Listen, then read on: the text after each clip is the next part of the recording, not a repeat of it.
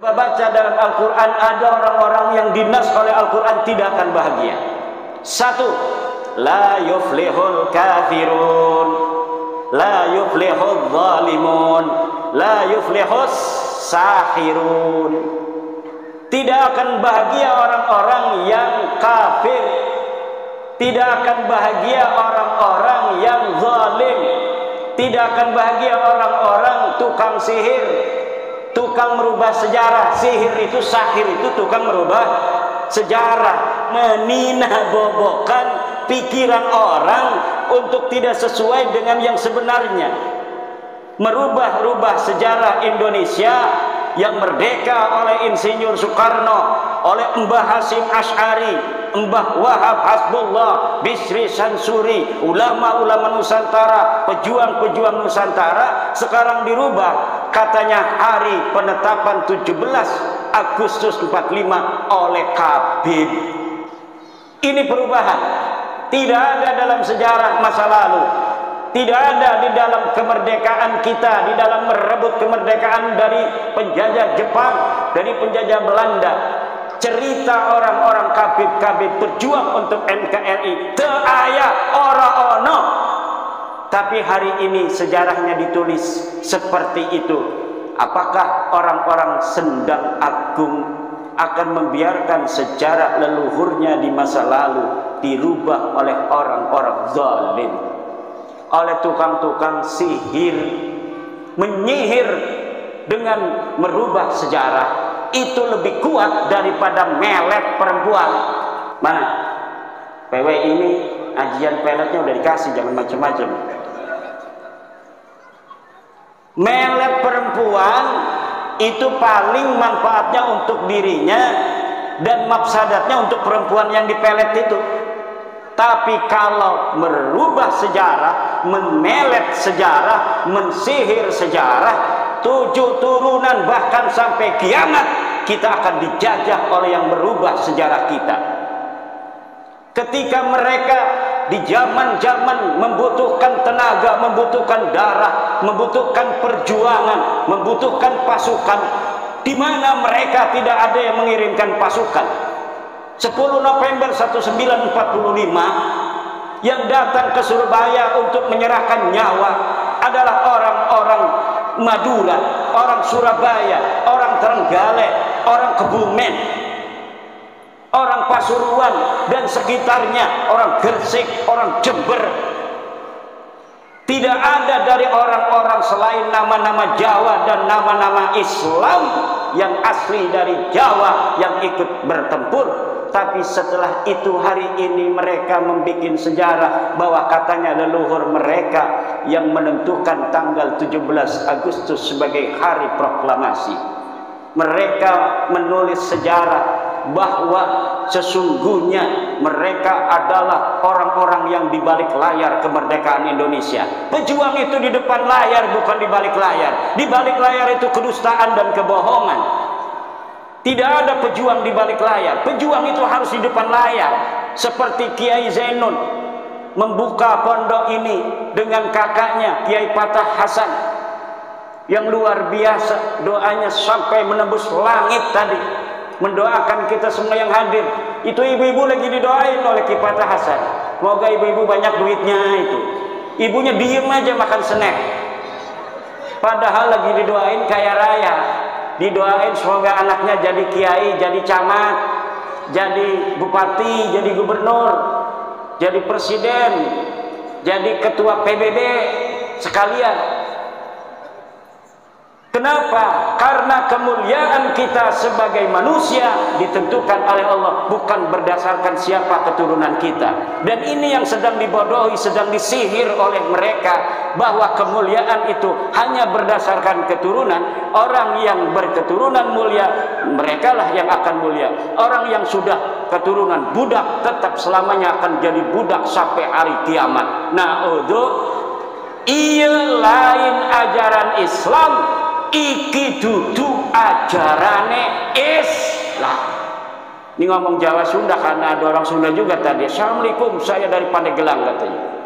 Biarin dia doang tuh yang ngerti bahasa Sunda. Juga ada kiai teman saya dari Petir ini, rupanya, masya Allah, sehat kiai. Ini khas merah putihnya ini tuh ada di belakang tuh. Ibu-ibu, bapak-bapak, hadirin ma'asyiral muslimin rahimakumullah, yang tidak akan bahagia lagi, Kiai Jainon, jangan takut-takut. Kiai Jainon, ini kalau di lab sampai ke pelosok katanya ini. Tenang aja, Kiai pelosok juga sama dengan Kiai Jainon. Terpercaya Habib eta turunan Nabi. Itu ngomong doang tuh. Sama semuanya. Kiai-kiai kita itu orang yang punya ma'rifat billah, punya ma'rifat billah. Cuma mereka punya kebijaksanaan kayak Pak Camat. Pak Camat, Pak Bupati, itu mereka jadi bapak bukan hanya untuk kiai. Pak Camat itu anaknya ada yang jawara, ada yang pendekar, ada yang pemabok, ada yang kiai, ada yang santri. Semuanya anaknya Pak Camat, harus dilindungi semua. Makanya dalam setiap desa kadang-kadang Pak Lurah bikin taman bermain. Kiai mah gak bakal bermain-main, itu hidupnya hanya untuk zikir pada Allah. Tapi kenapa kepala desa itu bikin taman bermain? Untuk orang-orang yang gak bisa zikir, dia bisa tenang kalau ada di taman. Sedangkan manusia itu perlu ketenangan. Kalau kiai nggak keluar rumah dia 2 bulan juga dia biasa-biasa aja. Kenapa? Punya kedekatan dengan Allah yang dia tidak membutuhkan hiburan apapun. Tapi manusia tidak sama. Ada yang kadang-kadang dengan Al-Quran saja dia udah cukup merasa tenteram. Ada yang tidak perlu baca Al-Quran, dia hanya zikir kepada Allah. Ada juga yang butuh selawat baru dia bisa nangis.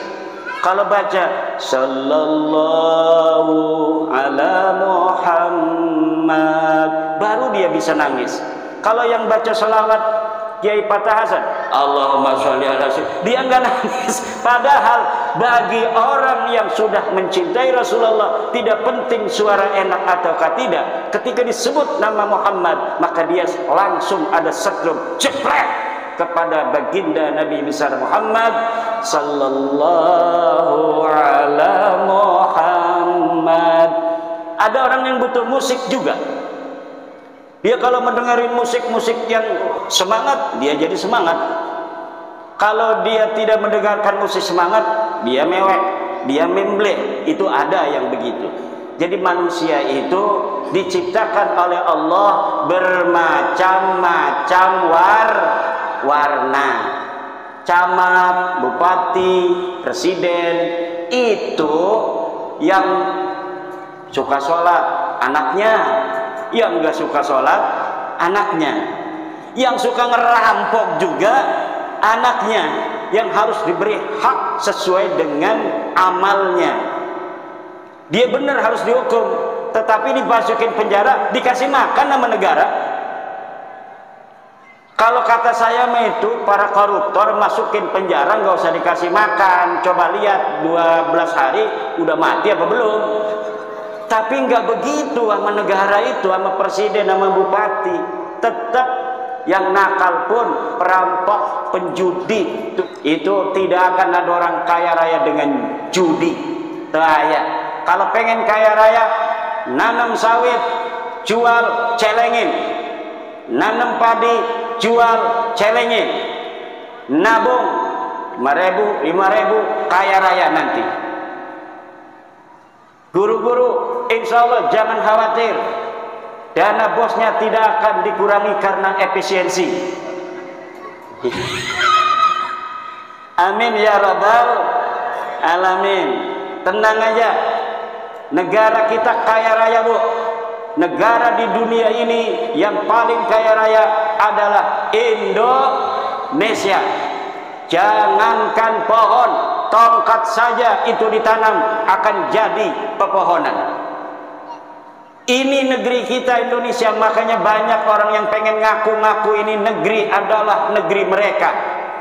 Ini negeri Indonesia, Bintu Terin, anak perempuannya Kota Tarim.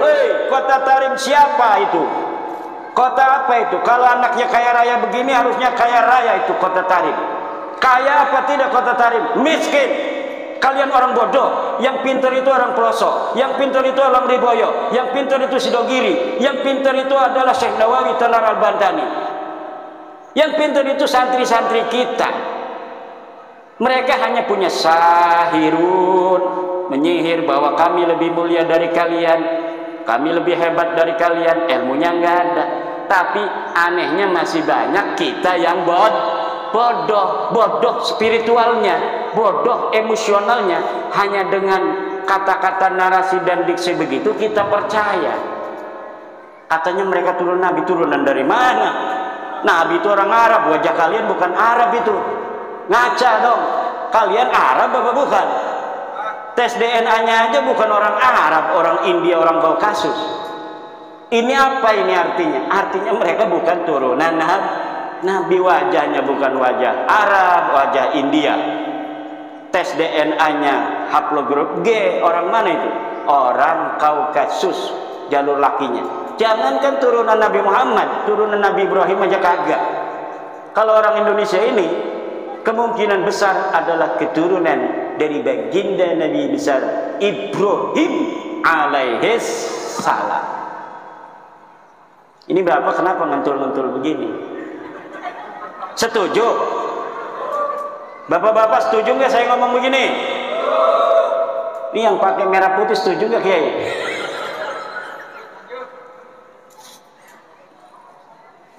Tapi lanjut-lanjut udah jam 12. Karena apa? Yang paling penting acara khataman begini anak-anak kita yang tampil. Betul Bu? Anak kita tadi coba. Saya itu ingat anak saya semalam tampil khataman juga, direkam sama santri saya, dikirimin. Yang satu laki-laki nganceng, dipanggil tuh kabur dari panggung. Yang satunya lagi assalamualaikum doang begini aja, salah. Pas saya lihat ini anak dua ini, ya Allah luar biasa. Padahal namanya sama dengan nama anak saya, Nabila. Nama anak saya Nabila juga. Tapi dia udah punya suami, punya pesantren. Kalau yang satunya adiknya ini suruh semalam kabur dari panggung. Kakaknya juga dulu, kakaknya yang sekarang sudah kuliah, umur 5 tahun suruh tampil juga begini, maju kabur juga.